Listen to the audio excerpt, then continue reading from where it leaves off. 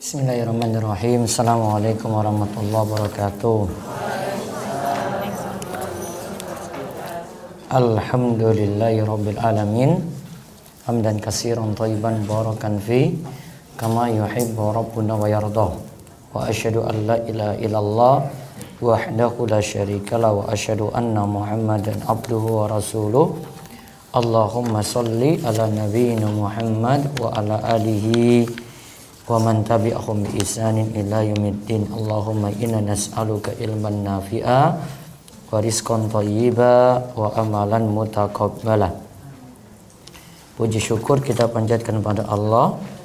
Selawat dan salam semoga tercurah pada Nabi besar kita Muhammad sallallahu alaihi wasallam. Baik, sore hari ini kita kembali melanjutkan bahasan rutin kita dari hadis Arba'in An-Nawawiyah. Hari ini kita bahas dua hadis. Yang pertama hadis ke-9, jalankan semampunya. Terus yang kedua hadis ke-10, tentang pengaruh harta halal dan harta haram. Baik, dibuka ibu-ibu, bapak-bapak untuk buletin nomor hadis ke-9. Saya bacakan hadisnya. Al-haditsu tasi'u. An Abi Hurairah Abdurrahman bin Sakhrin radhiyallahu anhu qala sami'tu Rasulullah sallallahu alaihi wasallam yaqul man nahaitukum anhu fajtanibuhu wa ma amartukum bihi fa'tu minhu mastata'tum fa innama ahlakal ladzina min qablikum kasratu masailihim wa ikhtilafuhum ala anbiya'ihim. Rawahul Bukhari wa Muslimun. Hadis ke-9 dari Abu Hurairah Abdurrahman bin Sakhr. Jadi Abu Hurairah itu nama aslinya Abdurrahman, dan dia meriwayatkan banyak hadis.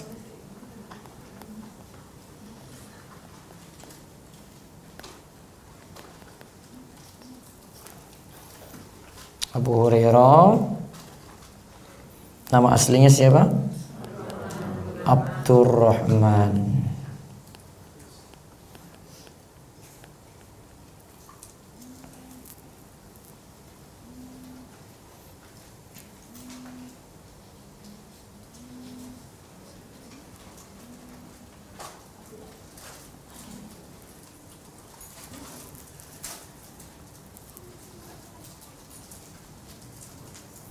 Coba lihat sini hadisnya. Kelihatan nggak itu? Oh, nggak kelihatan. Ya. Abu Hurairah meriwayatkan 5.374 hadis. Ibnu Umar 2.630. Anas bin Malik 2.286. Ada kan? Kecil ya.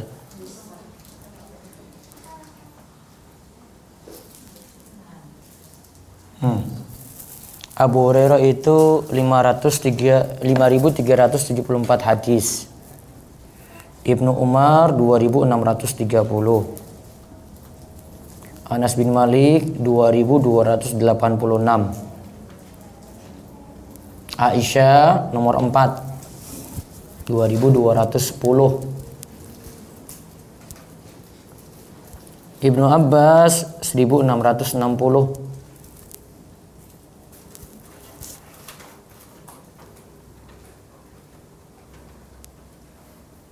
Di bawahnya ada Jabir bin Abdullah 1540.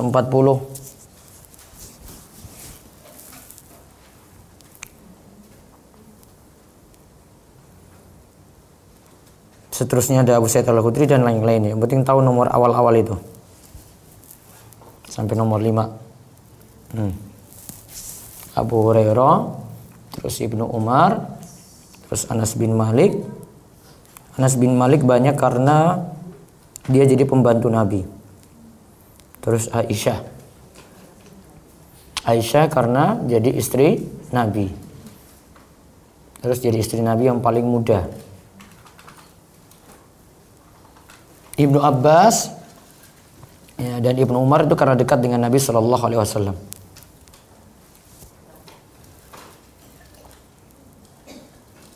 Nah, 5 besarnya itu dicatat aja.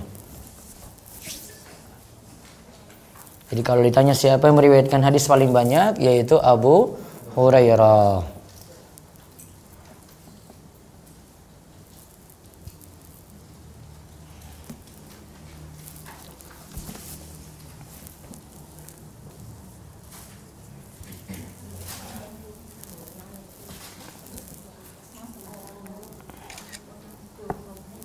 Nanti bisa tak kirim fotonya nanti.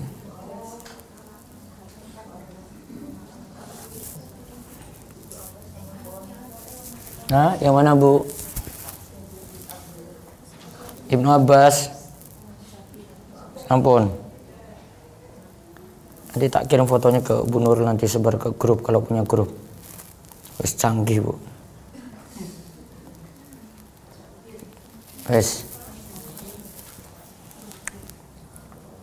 Terus Abu Hurairah berkata, aku telah mendengar Rasulullah Shallallahu Alaihi Wasallam bersabda, "Man haitukum anhu fajtanibuhu." Apa saja yang aku larang, maka jauhilah. Wa ma amartukum bihi fa'tu minhu mastata'tum. Dan apa saja yang aku perintahkan, maka kerjakanlah semampu kalian. Ingat sini, kalau perintah, maaf, kalau larangan,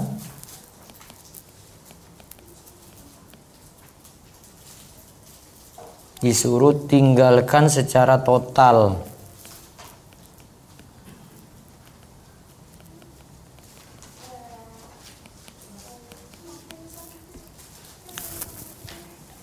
Namun kalau perintah,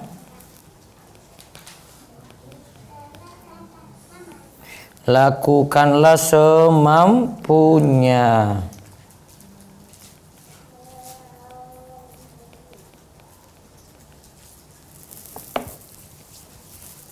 Beda ya. Jadi kalau larangan, tinggalkan secara total. Kalau perintah, lakukanlah semampunya. Jangan dibalik.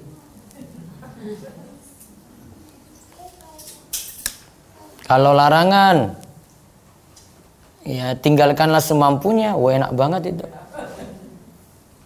Dia lagi mabuk, ya disuruh, sudah Mas nggak apa-apa, nanti pelan-pelan saja. Pelan-pelan 20 tahun nanti nggak tinggalin miras tadi. Kalau larangan, tinggalkan secara total. Namun kalau perintah, lakukanlah semampunya. Itu maksud hadis tadi. Lalu sungguhnya yang telah membinasakan orang-orang sebelum kalian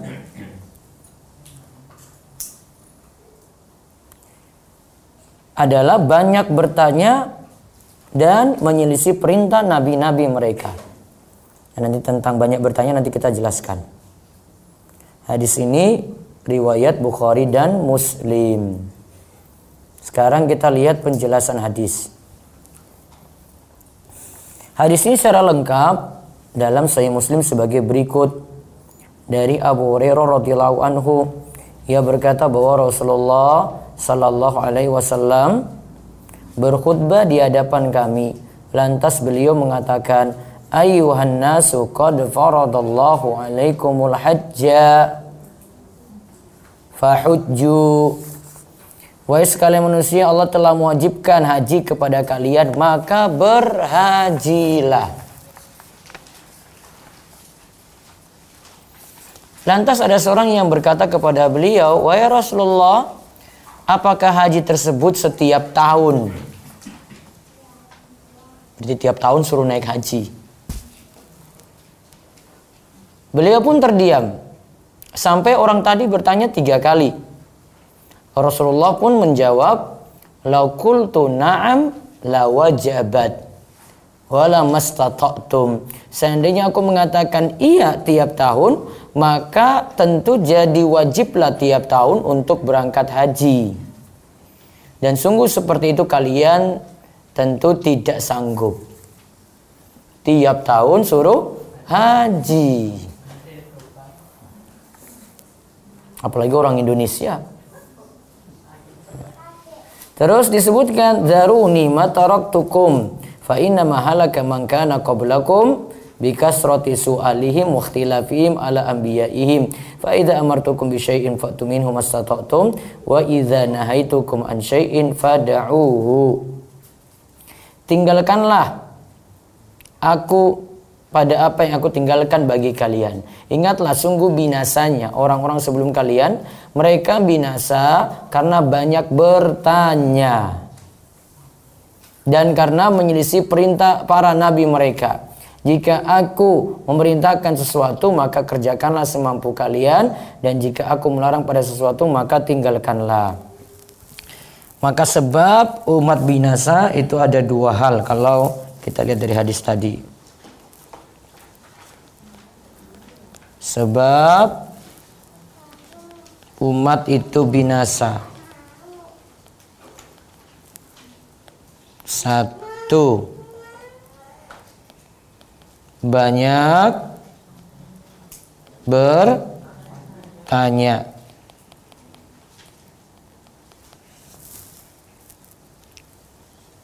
Nanti sifatnya akan kita jelaskan. Banyak tanya ini gimana ini? Yang kedua, menyelisihi para nabi.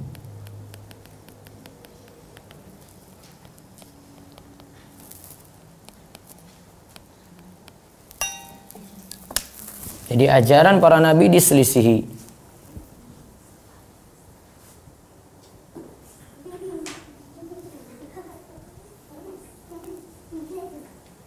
Nanti banyak bertanya, nanti kita jelaskan ya. Ini.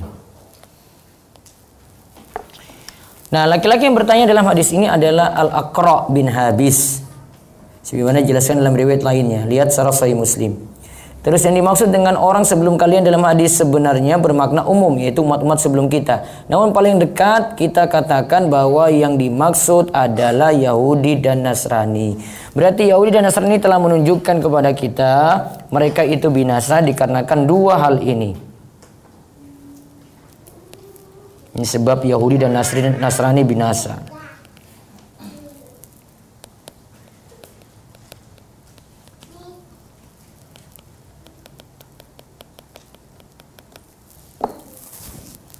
Ini sebab Yahudi dan Nasrani binasa.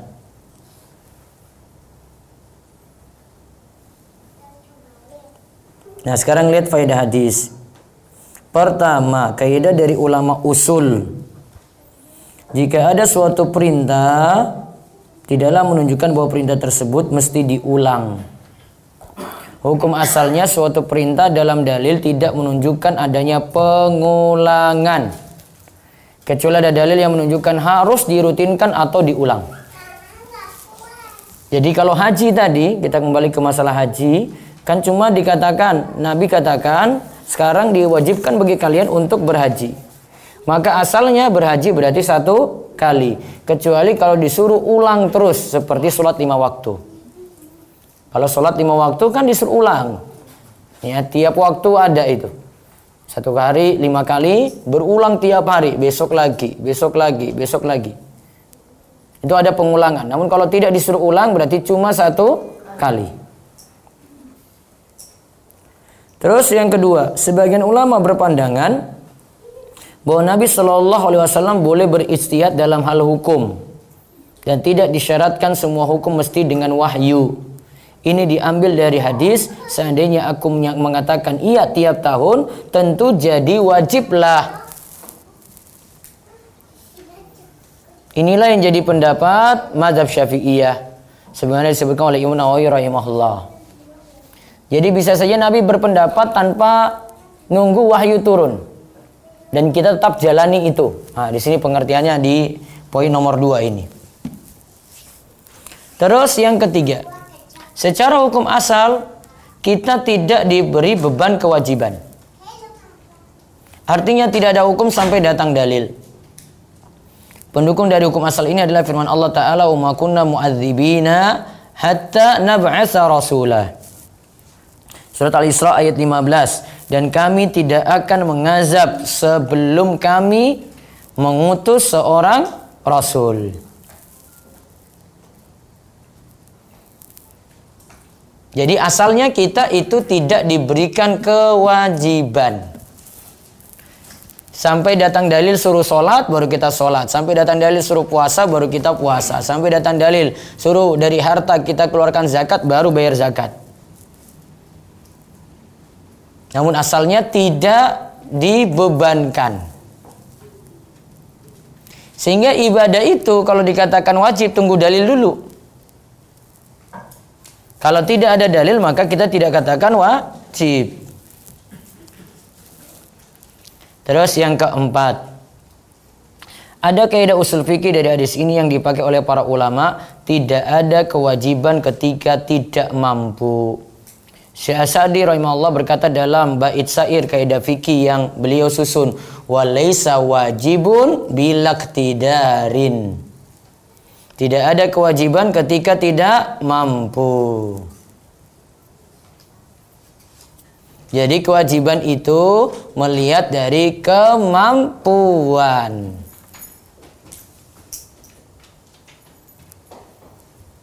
Berarti kalau tidak mampu, tidak dijalankan itu. Atau nanti turun dari sisi pelaksanaannya. Lihat keterangannya di bawah. Artinya, kewajiban bisa gugur jika tidak punya kemampuan saat sebelum dan ketika kewajiban tersebut berlangsung. Sedangkan yang dimaksud kewajiban adalah yang dituntut oleh syariat dengan perintah yang wajib. Perkara sunnah tidak termasuk dalam hal ini. Beberapa dalil yang mendukung hal ini di antaranya fattaqullaha mastata'tum. Bertakwalah kepada Allah semampu kalian. Kemudian ayat di atas sebagai tafsiran dari ayat, ya ayyuhalladzina amanu taqullaha haqqa tuqatih. Hai orang-orang yang beriman, bertakwalah kepada Allah sebenar-benar takwa kepadanya. Ali Imran ayat 102. Inilah pendapat Imam Nawawi rahimahullah. Beliau menyatakan bahwa perintah bertakwa kepada Allah dengan sebenar-benarnya takwa ditafsirkan dengan ayat bertakwalah pada Allah semampu kalian. Artinya kita diperintahkan mengerjakan suatu perintah dan menjauhi suatu larangan. Allah tidaklah memerintahkan kecuali sesuai kemampuan kita. Jadi asalnya tadi ya kewajiban dilakukan ketika mampu. Ketika tidak mampu maka tidak jadi wajib. Berdiri ketika sholat itu ketika mampu. Kalau tidak mampu maka kewajiban berdiri jadi gugur.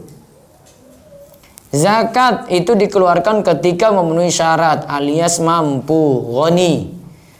Namun kalau tidak punya kemampuan maka tidak ada kewajiban zakat.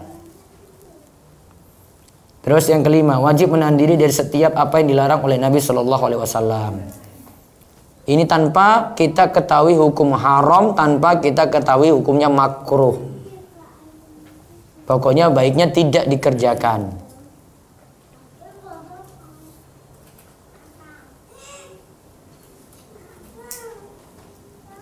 Terus yang keenam, menahan diri dari yang terlarang ini mencakup larangan yang sedikit maupun yang banyak. Contoh, riba yang sedikit dan banyak sama-sama dijauhi. Jadi bukan saya sedikit aja lah nggak apa-apa. Oh nggak bisa. Riba itu yang sedikit dilarang dan yang banyak juga dilarang. Yang ketujuh, menahan diri dari sesuatu lebih mudah dilakukan daripada mengerjakan sesuatu. Karena di sini menahan diri alias kita itu tidak lakukan suatu larangan kan harus secara total. Kalau mengerjakan sesuatu sesuai dengan kemampuan tadi yang kita bahas sebelumnya itu.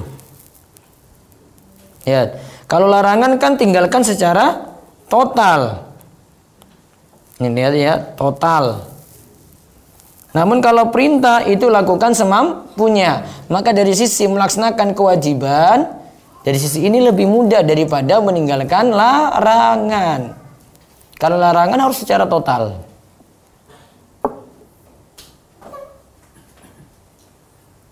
Terus yang kesembilan, manusia itu memiliki kemampuan. Berbeda hal Berbeda hal ini dengan keyakinan Jabariyah yang menyatakan manusia itu dipaksa oleh takdir untuk berbuat dan tidak punya pilihan. Ini tentang masalah takdir yang dulu pernah kita bahas pada hadis keempat. Lihat. Ada tentang takdir, orang yang menyimpang dalam takdir ada dua. Orang yang keliru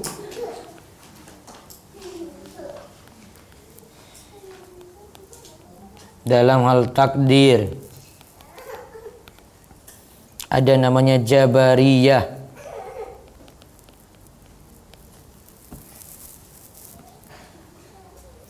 Jabar itu artinya dipaksa. Jadi mereka nyatakan itu diri mereka itu dipaksa.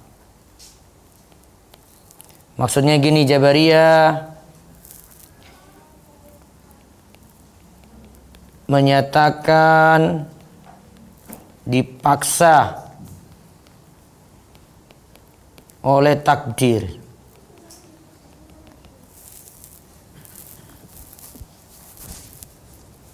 Jadi dia sholat itu takdir yang dorong dia sholat. Dia maksiat itu takdir yang dorong dia untuk bermaksiat. Itu namanya Jabariyah. Kelompok yang kedua namanya Qadariyah.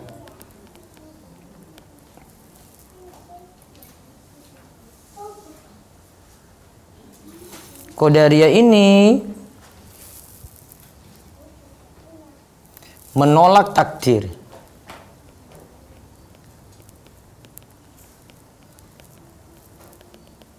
Jadi manusia berkehendak sendiri.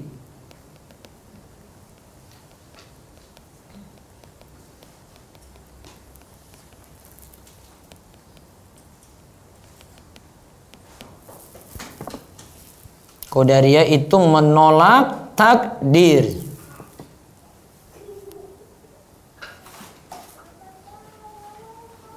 Manusia itu berkehendak sendiri. Jadi tidak ada pengaruh takdir sama sekali nih. Jadi dia jalan ya, yaitu kemauan dia. Dia sholat yaitu karena dirinya saja. Allah tidak ada peran takdir di sini. Dia maksiat ya salah dirinya saja. Namun ini akhirnya sampai menolak takdir. Jadi kata qadar ini kan asal katanya dari takdir ya. Bukan berarti mereka pro takdir, bukan. Namun mereka itu malah menolak takdir. Nah, lantas Ahlussunnah wal Jamaah bagaimana?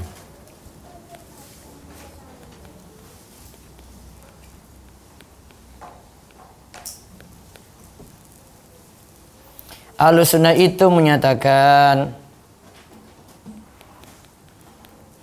Allah tetap berkehendak.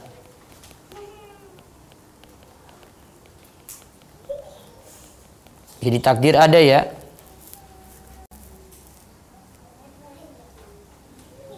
Yang kedua, manusia tetap masih punya pilihan.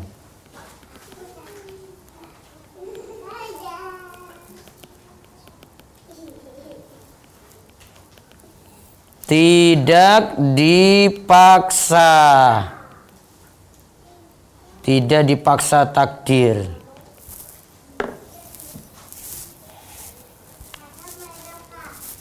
Jadi takdir tetap ada. Namun takdir ini bukan urusan kita nih. Manusia tetap berbuat. Namun semuanya tergantung pada takdir. Namun urusan ini, urusan Allah tetap berkehendak. Maaf, ini berkehendak ya. Allah tetap berkehendak.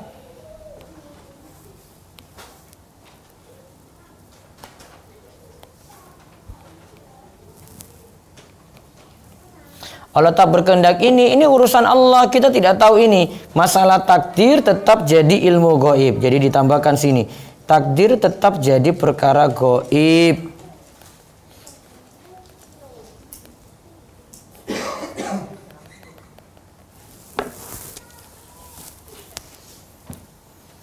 Takdir tetap gaib. Jadi bukan urusan Bapak Ibu tahu takdirnya sendiri, itu bukan. Kita hanya berbuat gitu saja. Urusan takdir itu urusan Allah. Jadi nggak usah sampai berpikiran, wah saya sudah rajin-rajin sholat, nanti saya masuk neraka bagaimana ya? Kan itu baru feeling, baru perasaan. Saya sudah rajin ibadah, kalau besok saya disiksa gimana saya masuk neraka? Kan kita belum tahu. Takdir ini kan nggak Allah buka itu. Jadi kalau Ahlussunnah tetap takdir kita yakini, tapi manusia masih punya ikhtiar, masih punya pilihan, tidak dipaksa takdir. Nah, dalam pembahasan hadis ini, kalau kita lakukan semampu kita, berarti manusia masih punya pilihan. Terus ke-10, jika seseorang tidak mampu melakukan kewajiban secara utuh, maka diperintahkan untuk melakukan semampunya. Artinya kalau masih ada yang bisa dikerjakan, jangan tinggalkan seluruhnya. Masih bisa sholat sambil duduk, jangan tinggalkan sholat. Wah saya sakit, kok nggak sholat? Wah nggak bisa, saya nggak bisa berdiri. Masih bisa apa kalau nggak bisa berdiri? Duduk. Bukan berarti sholat langsung ditinggalkan. Jadi ada yang tidak bisa dilakukan utuh, masih bisa turun tuh, diganti. Oh berdiri nggak bisa, maka lakukan duduk. Bukan berarti secara total itu jadi terhapus gitu, bukan. Ke-11, setiap mendengar perintah Rasul, hendaklah langsung melaksanakannya tanpa menanyakan terlebih dahulu apakah yang diperintahkan itu dihukumi wajib ataukah sunnah. Yang ke-12, segala yang diperintahkan oleh Nabi Shallallahu Alaihi Wasallam atau yang beliau larang, maka tetaplah jadi syariat, baik hal tersebut terdapat dalam Al-Quran ataukah tidak, dan bisa jadi hadis Nabi Shallallahu Alaihi Wasallam menjadi hukum tambahan dan tidak ditemukan dalam Al-Quran. Nah lihat, dengar ini baik-baik, ini biar nggak sesat ini. Jadi hukum itu, hukum itu ada dari Al-Quran, ada dari hadis. Bisa jadi ada di dua-duanya sekaligus. Bisa jadi Al-Quran sendiri bu, nggak ada dalam hadis. Bisa jadi hadis sendiri tidak ada dalam Al-Quran. Contoh,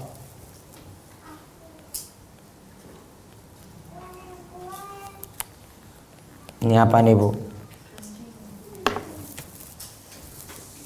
Anjing itu cuma ada larangan dalam hadis, tidak ada dalam Al-Quran. Ya biasanya orang yang mau menghalalkan anjing itu kayak gitu caranya dia itu. Nggak ada itu. Coba kamu cari di Al-Quran, ada nggak sih itu anjing diharamkan? Nggak ada. Maka dia beralasan hadis tidak bisa berdiri sendiri, sampai Al-Quran juga sebut itu. Padahal tidak selamanya seperti itu. Ada yang disebutkan dalam hadis, tidak disebutkan dalam Al-Quran. Contoh, tata cara sholat. Ya, tata cara sholat. Tata cara sholat itu nggak ada itu dalam Al-Quran, nggak ada. Kalau nggak pakai hadis saja, kita nggak bisa sholat kalau begitu. Karena penyebutan lengkapnya itu Nabi Shallallahu Alaihi Wasallam ajarkan.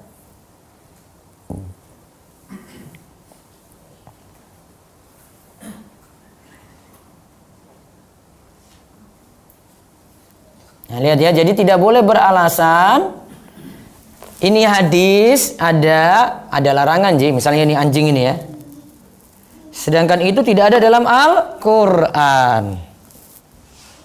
Ini saya bahas kayak gini ini ada alasannya loh ini. Di Solo itu ada seperti ini keyakinannya. Anjing haram.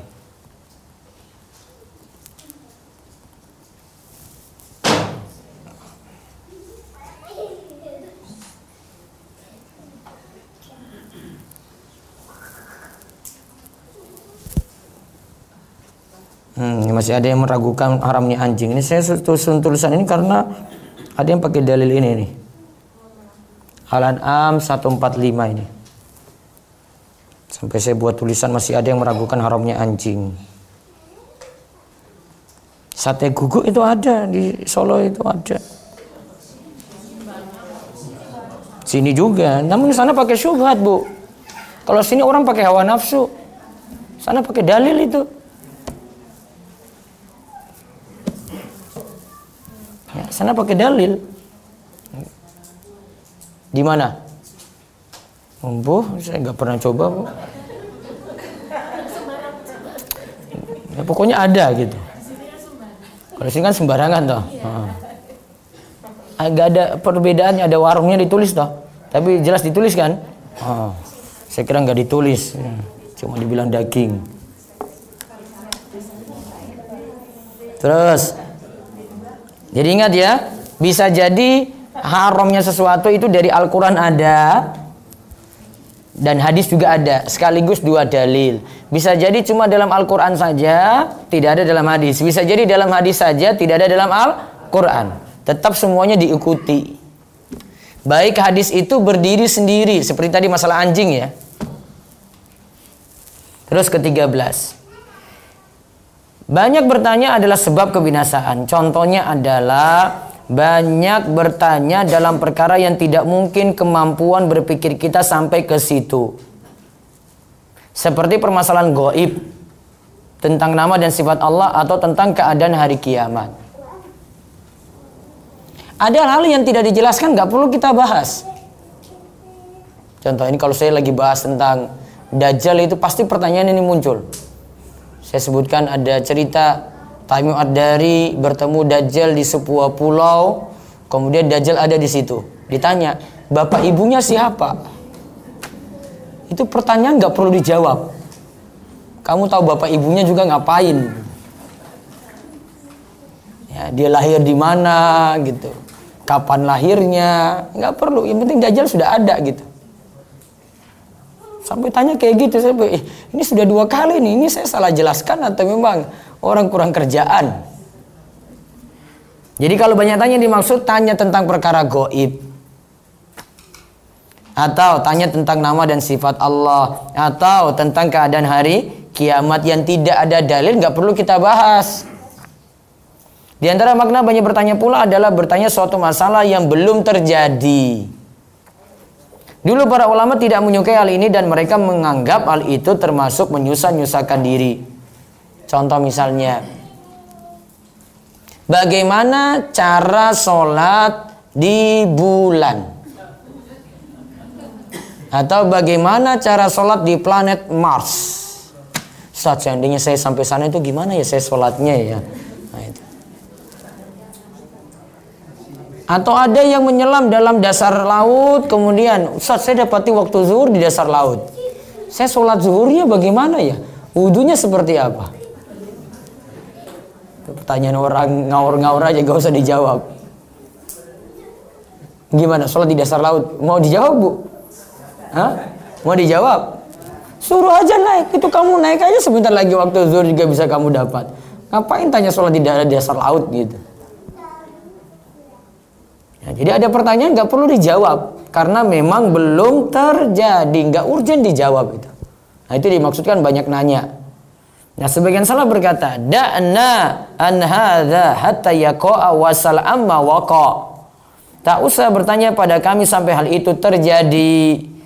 Bertanya lagi nantinya kalau sudah terjadi. Berarti kalau kamu sudah sampai bulan atau sampai planet Mars, baru nanti WA saya gitu.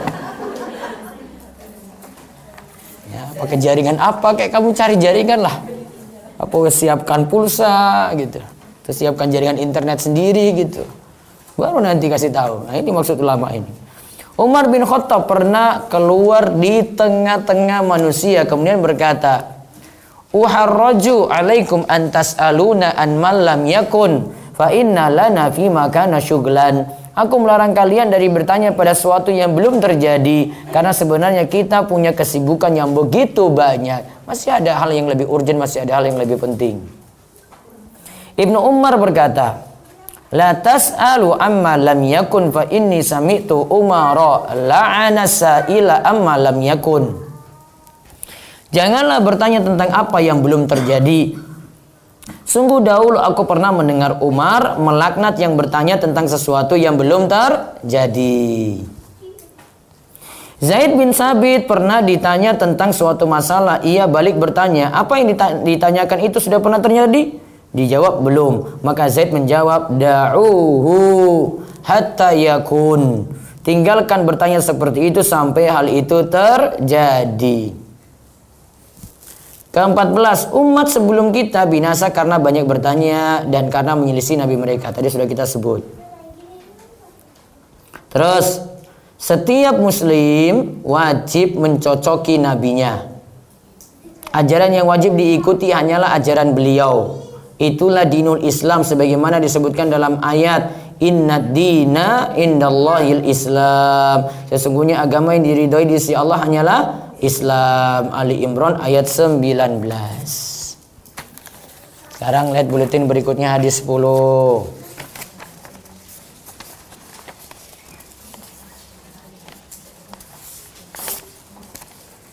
Halal berpengaruh pada doa.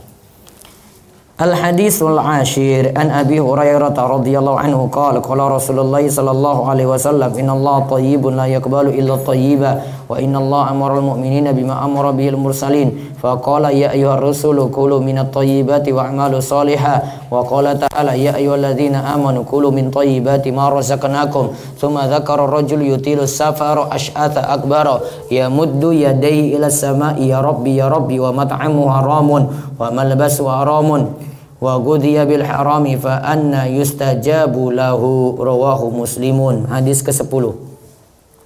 Dari Abu Hurairah radhiyallahu anhu ia berkata Rasulullah sallallahu alaihi wasallam bersabda,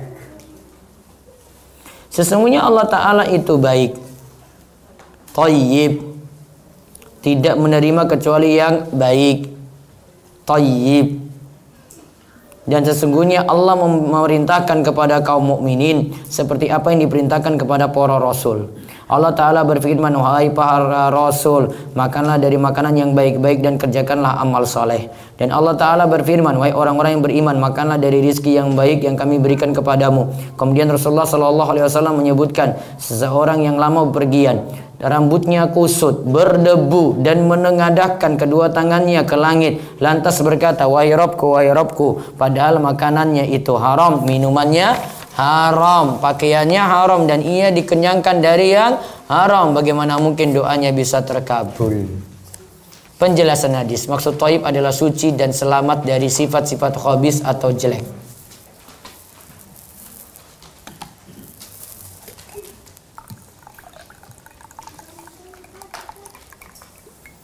Sekarang kita lihat dulu pengaruh makanan halal dan amal soleh pada doa. Kan tadi disebutkan Allah itu thayyib, tidak menerima kecuali yang thayyib. Terus ada orang yang berdoa kan, kemudian doanya tidak terkabul. Karena apa? Makanannya haram, minumnya haram, pakaiannya haram, dikenyangkan dengan yang haram. Bagaimana mungkin doa itu bisa terkabul? Lihat di sini para ulama jelaskan pengaruh makanan halal dan amal soleh pada doa. Ada yang bertanya kepada Sa'ad bin Abi Waqqas,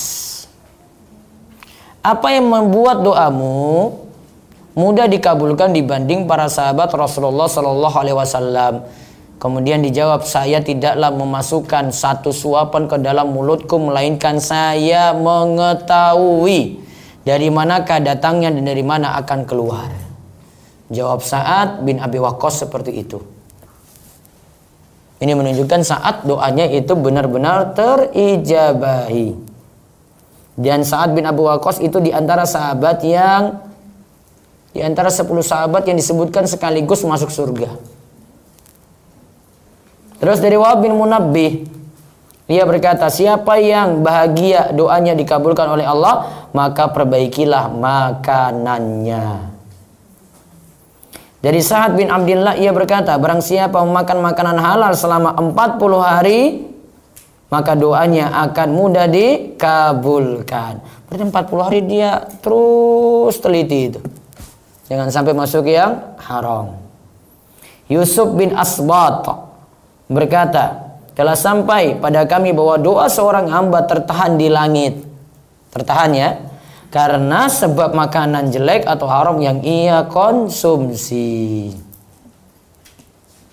Berarti kita harus pelajari juga makanan-makanan haram itu apa, harta haram itu apa, gitu, biar dihindari. Terus gemar melakukan ketaatan secara umum sebenarnya adalah jalan mudah terkabulnya doa. Sehingga tidak terbatas pada mengkonsumsi makanan yang halal saja. Namun segala ketaatan akan memudahkan terkabulnya doa. Sebaliknya kemaksiatan menjadi sebab penghalang terkabulnya doa. Ibn Rajab Al-Hambali rahimahullah berkata, melakukan ketaatan memudahkan terkabulnya doa. Oleh karenanya pada kisah 3 orang yang masuk dan tertutup dalam suatu goa, batu besar yang menutupi mereka menjadi terbuka karena sebab amalan yang mereka sebut. Berarti karena amalan soleh, doa itu terkabul. Ya, berarti kita temukan 2 sebab di sini ya. Doa terkabul dalam hadis ini, hadis 10 ini ada 2 sebab.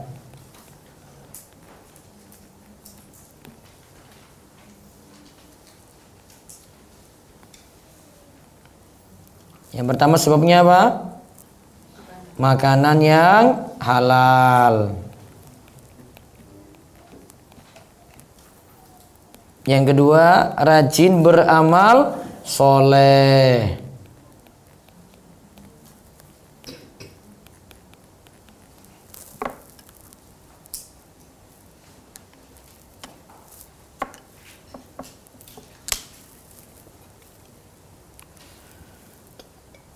Tahu kisah 3 orang ini apa saja amal solehnya? Orang yang tertutup, 3 orang yang tertutup dalam goa tadi karena batu. Apa saja? 1, bakti pada orang tua. 2, apa Bu? Pegawainya, berarti amanat pada pegawai. Apa sih lanang? Diajak berzina, enggan diajak berzina. Padahal yang ajak itu perempuan. Iya. Enggan diajak berzina. 3 amal soleh ini disebut nih di dalam doa. Itu namanya tawassul dengan amal soleh. Pernah kita sebut kan? Itu tawasul dengan amal soleh Bu.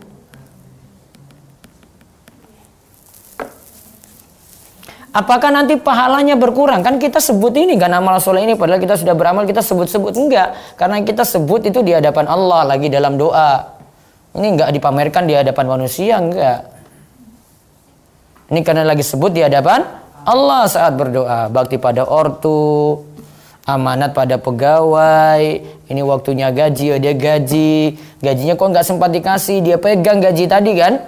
Dan akhirnya dia beri. Ketika pegawai itu datang minta lagi. Padahal sudah diinvestasikan dengan keuntungan besar.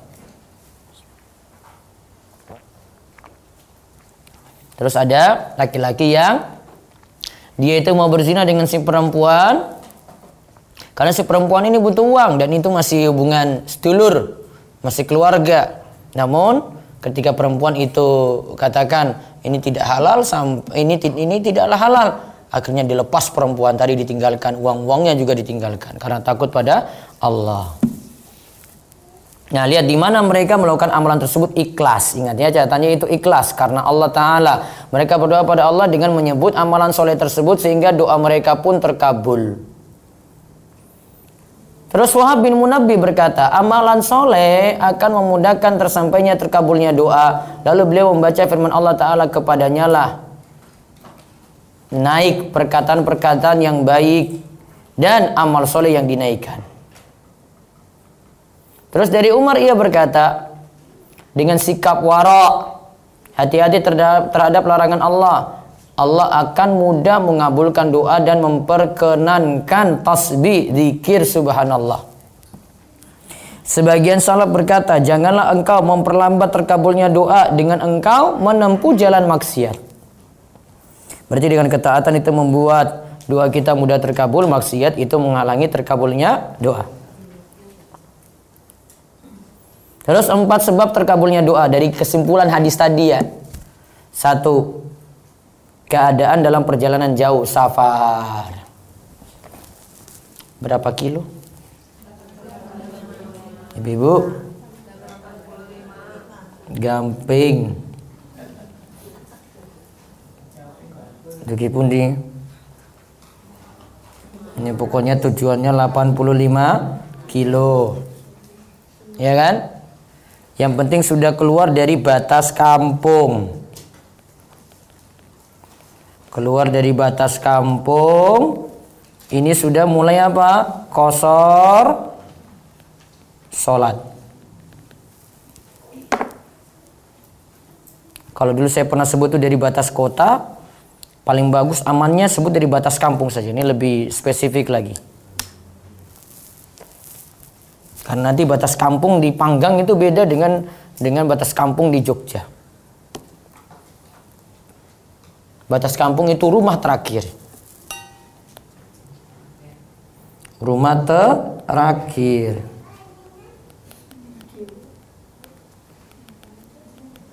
Di Gamping di mana rumah terakhirnya? Nggak ada. Terlalu padat.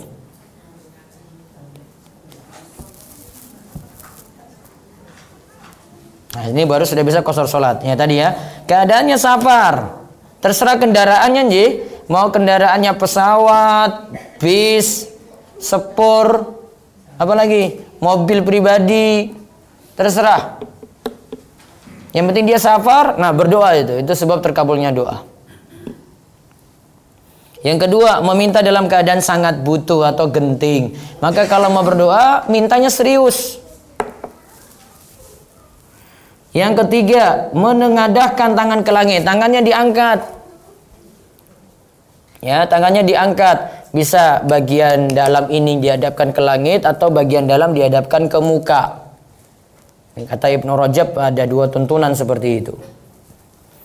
Terus yang keempat, memanggil Allah dengan panggilan ya Rabbi, wahai Rabbku, atau memuji Allah dengan menyebut nama dan sifatnya. Misalnya ya Dzal Jalali wal Ikram. Allahumma antas salam minkas salam tabarakta ya Dzal Jalali wal Ikram. Nah, itu ada penyebutan di situ. Atau ya mujibas sailin, wahai Rabb yang mengabulkan doa orang yang minta kepadamu gitu. Atau ya Hayyu ya Qayyum. Nah, itu lagi nyebut Asmaul Husna. Dan itu sebagai bentuk tawasul. Tawasul kan dulu pernah kita bahas ada 3 ya. Tawasul dengan nama dan sifat Allah, tawasul dengan amal soleh, tawasul dengan apa lagi? Ya Allah ibu-ibu. Hah? Asmaul Husna. Terus dengan amal soleh. Terus doa orang soleh yang masih hidup. Terus ada penjelasan lagi, sedekah dengan harta haram. Disebut harta haram. Ini kajian saya di Masjid Agung Sleman nih.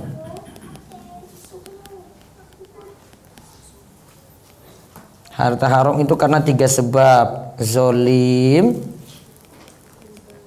riba, goror.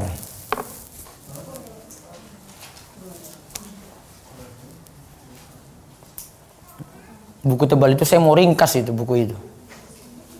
Dibiu baca ringkasannya aja. Lagi saya susun, saya baru selesaikan yang zolim ini. Serampung ini.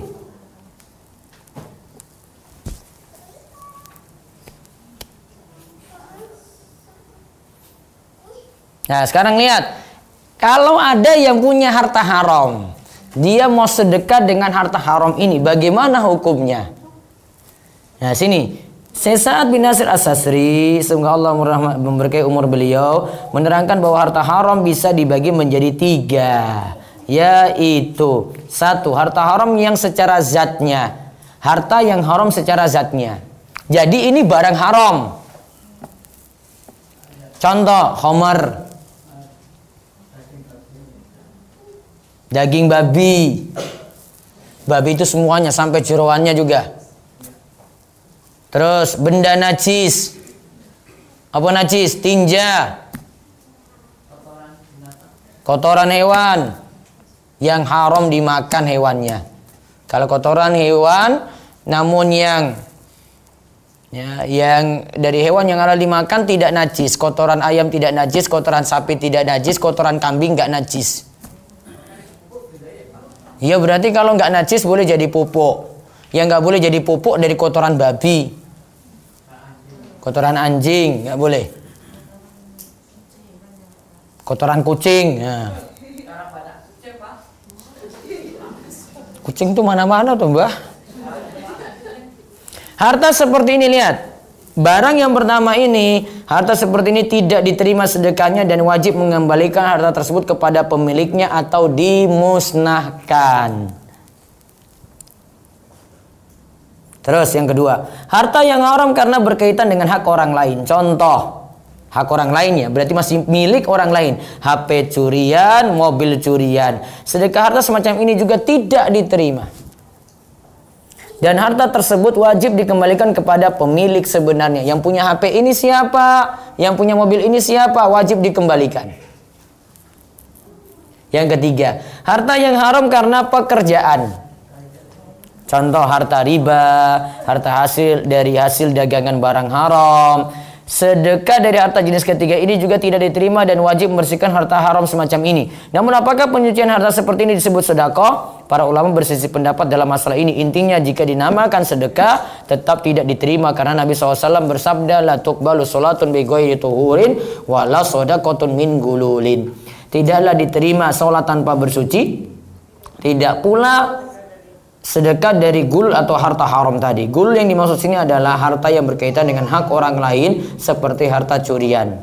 Sedekah tersebut juga tidak diterima karena alasan dalil lainnya. Tidaklah seorang bersedekah dengan sebutir kurma dari hasil kerjanya yang halal saja berarti, melainkan Allah akan mengambil sedekah tersebut dengan tangan kanannya dan lalu Allah membesarkannya sebagaimana ia membesarkan anak kuda atau anak unta betinanya sehingga sampai semisal gunung atau lebih besar dari itu. Berarti sekarang saya singgung dulu yang ketiga ini. Harta haram karena pekerjaan. Kalau yang nomor 1, 2 sudah jelas. Harta haram karena pekerjaan. Contohnya apa tadi Bu? Pak? Karena hasil riba, apalagi? Prostitusi, apalagi? Nah? Bakul nomor, togel berarti. Istilahnya bakul nomornya ya. Lihat, harta haram karena pekerjaan tidak disebut sedekah jika dikeluarkan.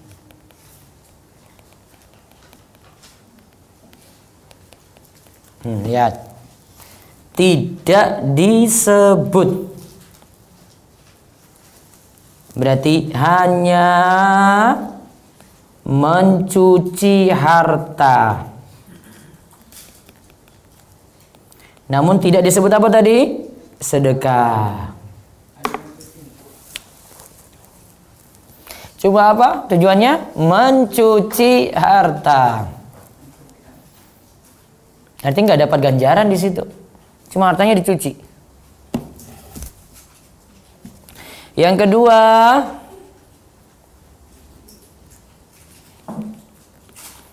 tidak boleh dipakai untuk dua tujuan. Satu, tidak boleh dipakai untuk pribadi. Mau pergi jalan-jalan traveling juga nggak boleh. Mau traktir dia dan keluarga juga tidak boleh. Pribadi nggak boleh pokoknya. Yang kedua, tidak boleh dipakai untuk bangun masjid.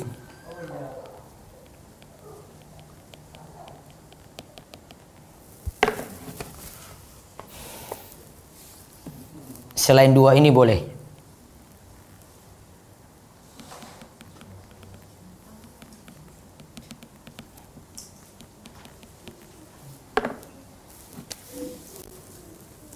Misal, untuk dia punya sedulur, keluarga ada yang terlilit utang. Nah, dia punya dana riba ini pakai untuk nyaur utang saudaranya. Itu bukan untuk pribadinya. Boleh.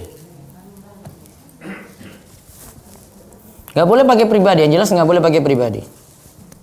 Tidak boleh juga pakai untuk bangun masjid. Saya pernah ceritakan kalau orang musyrik dulu ketika bangun Ka'bah tidak ambil dari harta haram. Itu dalilnya dari situ. Terus faedah hadis. Di antara nama Allah adalah Thayyib. Maksudnya adalah Allah itu terlepas dari sifat-sifat kekurangan. Dua, Allah itu sempurna dalam zat, sifat, perbuatan, dan keputusannya. Tiga, Allah itu maha kaya, sehingga tidak membutuhkan apapun dari makhluknya, karena Allah hanya menerima yang baik atau yang thayyib saja. Yang keempat, amal perbuatan seorang bisa diterima atau ditolak. Nah tadi ya, diterima atau ditolak. Ada yang diterima karena dia makan yang halal, ada yang ditolak karena sebab yang haram tadi. Terus yang kelima, para Rasul Sallallahu Alaihi Wasallam, para Rasul Alaihi Wasallam juga diperintah dan dilarang. Kaum mukminin juga diperintah dan dilarang. Jadi bukan hanya orang beriman saja, Rasul juga demikian. Kemudian yang keenam, boleh menggunakan suatu metode untuk memotivasi yang lain untuk beramal. Seperti dalam hadis ini, diajak orang beriman untuk beramal dengan menyebutkan contoh para Rasul. Oh itu loh, para Rasul saya beramal, masa kalian enggak? 7. Wajibnya mensyukuri nikmat Allah dengan beramal soleh. Jadi bentuk kita bersyukur adalah lakukan amal soleh. 8. Khabis, yang buruk itu dilarang. Dan penilaian khabis itu berdasarkan penilaian syariat. Khabis itu lawan dari thayyib.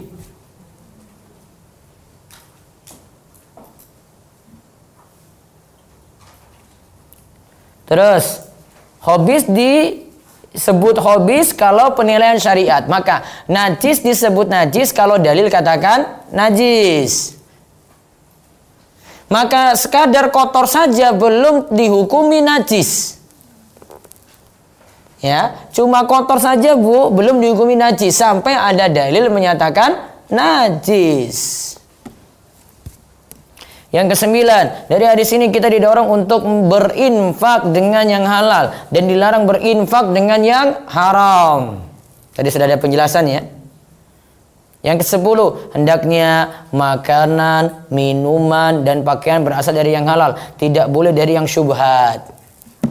Syubhat itu masih abu-abu. Masih samar. Belum jelas itu statusnya halal atau haram. Ya, jadi belum jelas statusnya halal atau haram. Sudah kita bahas di hadis ke-6. Paling lupa aja Bu. Paling habis kajian terus kan dilipat toh buletinnya toh. Terus pakai buku, terus taruh lemari. Sesok kajian mangkat, ya go meneh catatan. ngerti Ustaz? Yo ngerti. Terus 11, setiap yang hendak berdoa hendaklah memperhatikan makanan, minuman dan pakaiannya daripada yang lainnya. Jadi kalau doanya belum terkabul, bisa koreksi pada ini. Jangan-jangan ini makanannya haram. Jangan-jangan pekerjaan saya masih haram nih. Makanya nggak dikabul-kabulkan. Terus 12, yang dimaksud safar yang mustajab doanya adalah safar dengan melakukan perjalanan jauh untuk melakukan suatu ketaatan seperti berhaji, ziarah yang disunahkan, dan silaturahim. Nah, ini lebih terkabul lagi kata Imam Nawawi. Namun sekadar jalan-jalan saja selama safarnya itu boleh, maka doanya terkabul. Lalu yang ke-13, karena makanan, minuman, pakaian, serta pekerjaan yang haram membuat doa kita sulit terkabul. Jadi ada doa itu, sebab-sebab yang membuat doa itu terkabul, ada penghalangnya. Tadi kan kita sebut yang sebab terkabulnya kan 2 tadi ini ya. Makanan yang halal, rajin beramal soleh. Ini sebab ya. Penghalangnya apa tadi berarti?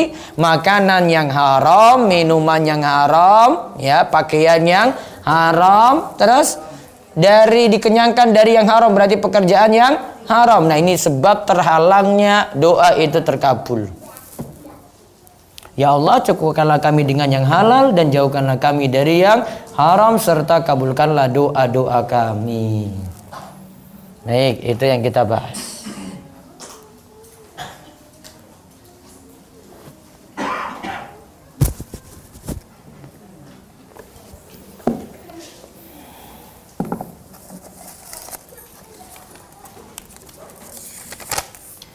Saya tidak punya banyak uang cash karena lebih suka menabung dalam bentuk emas. Suatu hari saya butuh uang cash. Saya tidak mau menjual emas itu karena harga emas terus naik harganya. Maka yang saya lakukan menggadaikan emas-emas saya ke pegadaian syariah atau pegadaian tradisional. Alasan tidak menjualnya karena pasti saya tidak bisa membelinya lagi suatu hari nanti dengan kenaikan harga emas setiap saatnya. Apakah yang saya lakukan ini termasuk memakan uang riba walaupun saya bisa menebusnya dalam jangka waktu yang ditentukan di pegadaian? Baiknya tidak dengan cara ini. Saran saya emasnya dijual supaya dapat uang cash kemudian dipakai untuk kebutuhan. Karena kalau seperti ini dia nanti terjang yang haram di sini. Pegadaiannya terserah mau tradisional atau syariah. Harus dilihat tadi barang itu. Pertama, ada kalau saya pinjam uangnya di situ 2 juta, saya gadaikan emas. Apakah balik 2 juta ataukah tidak atau lebih? Yang kedua, kalau gadai tadi itu dimanfaatkan lagi oleh pihak bank, diantaranya mereka ada uang jasa atau tidak. Kalau ada uang jasa berarti itu riba. Suatu hari ada lelangan emas di pegadaian karena si pegadai tidak sanggup menebusnya. Saya beli emas itu karena lumayan harganya, lebih murah dari harga pasarannya. Apakah itu termasuk makan riba? Tidak. Bisa dibeli emas tadi. Boleh. Apa hukumnya membuatkan nasi box untuk jamaah pengajian? Untuk jamaah pengajian yang disebut pengajian Isra Mi'raj dan menghadiri pengajiannya. Masalah menghadiri beda ya. Masalah menghadiri nanti dilihat maslahat mudharatnya. Namun kalau masalah hukum membuatnya, baiknya tidak diterima orderannya lebih bagus. Ustadz, orang tua dan saudara saya masih belum taubat dari riba walau sudah saya sampaikan larangannya. Apakah setelah saya ingatkan sekali saya biarkan saja atau harus saya dakwahi terus sampai mereka bertaubat? Sampaikannya bisa sekali, bisa berulang lagi kalau memang dibutuhkan. Namun tidak tiap hari di WA terus gitu. Hati-hati riba.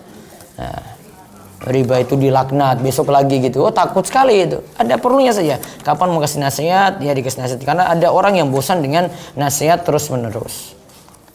Bila di suatu perkumpulan ada simpan pinjam, tetapi kita tidak ikut, apakah kalau hanya mengikuti arisan saja diperbolehkan? Kalau ikut arisannya dan di situ ada pinjaman riba, harusnya ingatkan. Harusnya ingatkan. Kalau tidak, minta undur diri. Kecuali kalau ada mudorot harus ikut karena saya warga situ. Itu beda lagi. Nanti kalau ada keuntungan tidak dimanfaatkan, gitu aja. Namun kalau bisa dia misalnya tidak terpengaruh untung karena ya mau keluar nggak apa-apa, tidak dipaksa, ya dia keluar lebih bagus. Misal kita diundang dalam rangka kelahiran bayi tapi tidak akikoh, apakah diperbolehkan? Boleh saja sebagai bentuk kendurian di sini, dalam rangka syukur di sini boleh. Dan tidak masalah, dan disarankan kalau masih bisa beri saran sih kasih akikoh daripada cuma sekedar mengundang orang, itu lebih bagus. Wallahu a'lam bishawab. Demikian yang kita bahas untuk kesempatan sore ini. Insyaallah di Selasa keempat ya Bu, kitab tauhid. Nanti babnya nanti Bu Nurul beritahu babnya, saya lupa. Baik, itu saja kita cukupkan. Mudah-mudahan Allah bawa berkah untuk pertemuan kita kali ini dan raih ilmu yang bermanfaat. Besok pagi ada pengawasan di Masjid Kampus UGM ya, dan temanya adalah corona. Insyaallah besok pagi. Demikian kita cukupkan. Kita tutup dengan doa kafaratul majlis. Subhanakallahumma bihamdika asyhadu an la ilaha illa anta astaghfiruka wa atubu ilaik. Assalamualaikum warahmatullahi wabarakatuh.